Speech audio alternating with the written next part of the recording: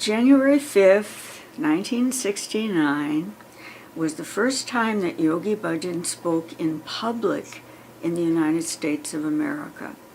And that was when he announced that it was everybody's birthright to be healthy, happy, and holy. And that's when 3HO officially was born. We were not incorporated until July of that year.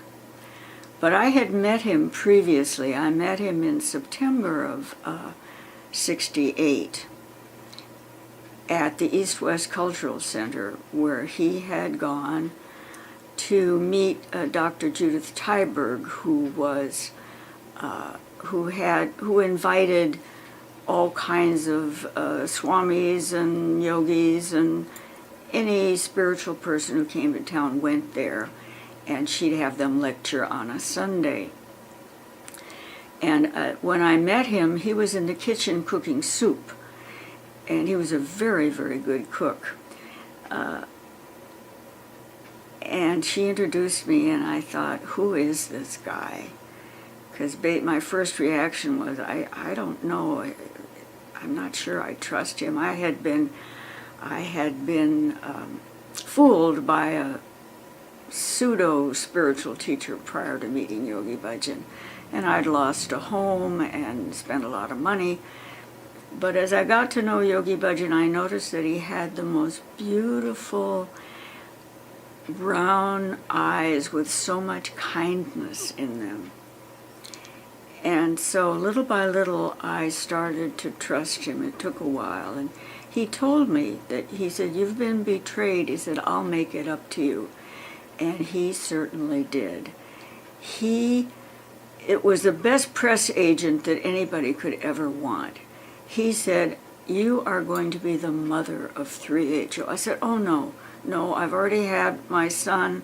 I don't want to be anybody's mother. I argued with him about everything. But of course, he was always right. I think partially I was sort of like a test case, that if he could do anything with me, anything was possible with these crazy Americans.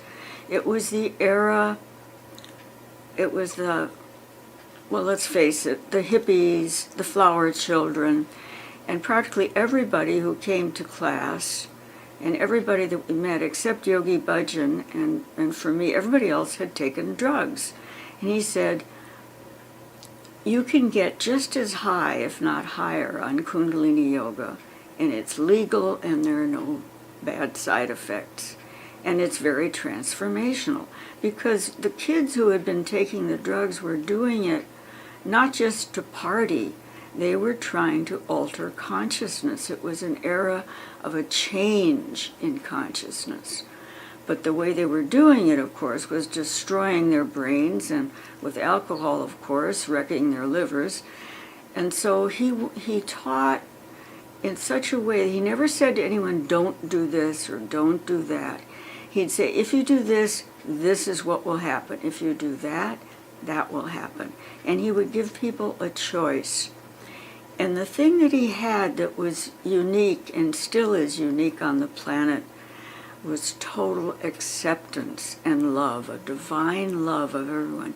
It's an impersonal sort of thing that sees the soul in you and nourishes that and gives it every opportunity to grow and to glow, so that each person's potential can be realized. He said, you have a right to be healthy, happy, and holy, and Kundalini Yoga is the method. This is the technology to use. And so we started, and he said, I have not come to get disciples.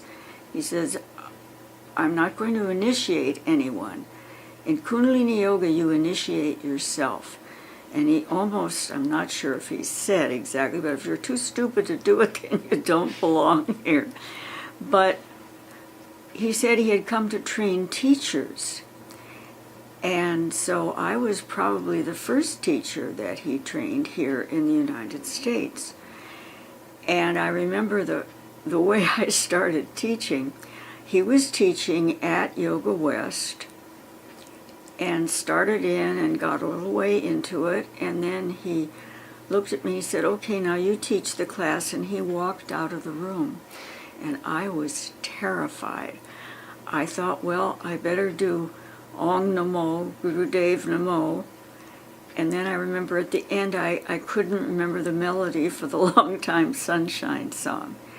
By the way, that song was a gift to him from, I forget the name of the group that originated it, but that's how we started using it at the end of all of the yoga classes. So I was very privileged. I had no idea who he was, that a living master, a person who had actually experienced his own infinity and his oneness with everyone. He taught us to say Sat Nam. He gave us the catchphrase so that when we meet anyone or when we answer the phone, I've even got it on my answering machine, the first thing we do is we establish that unity, that truth is your identity and truth is my identity. So we are already one in the spirit. And we used to sing a lot. And then, of course, the men started to tie turbans because they wanted to look like Yogi Bhajan. Guru Singh, I think, was the first one who tied a turban. And then I forget whether it was when they came back from India. I didn't go to India with him. He took a group with him. And when I went, there were just, I think, a dozen of us.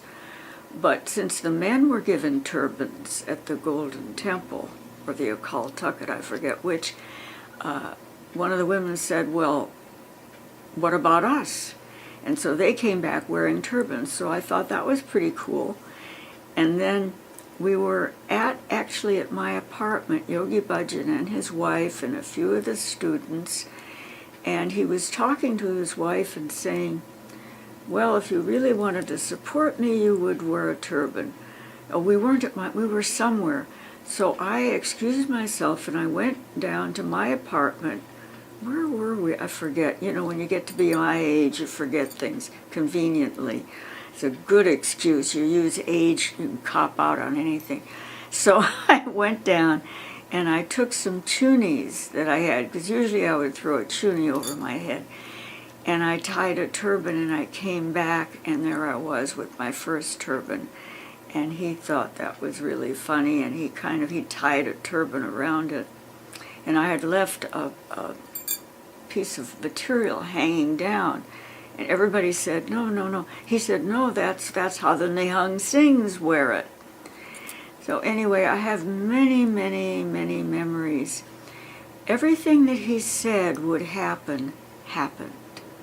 He never wanted to be known as a prophet, but he was. And he said, the time will come when people in the world are going to be going crazy. And we have certainly seen that in recent days. And then he said, people will be knocking at your doors wanting to learn Kundalini Yoga.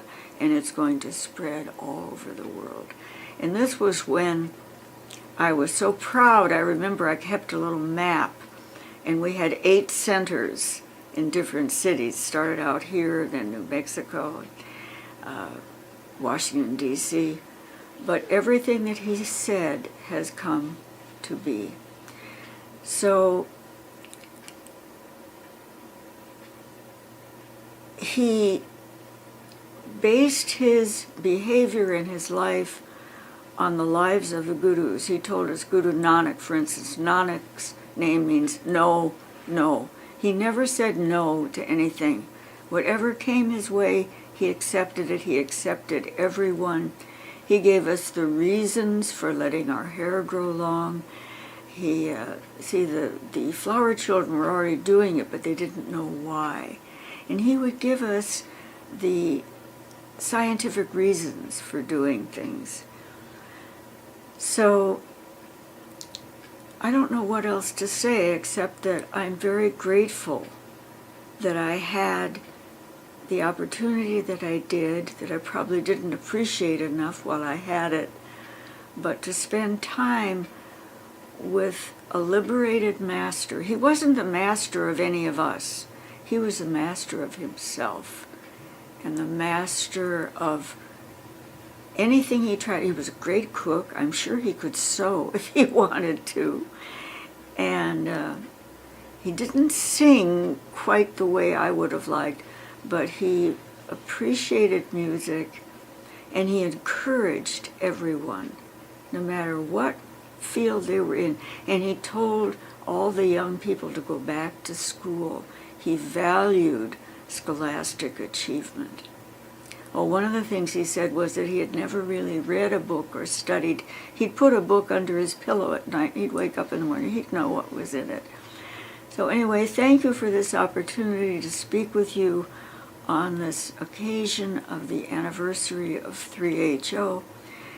As he said, he wasn't interested in having an organization, but rather to create a healthy, happy, holy family of people who would not live just with each other, and certainly not at each other, but for each other. And I have seen the amazing kindness and generosity and the true spirit that still lives on even to this day. Thank you for your time and your attention. Sat Nam.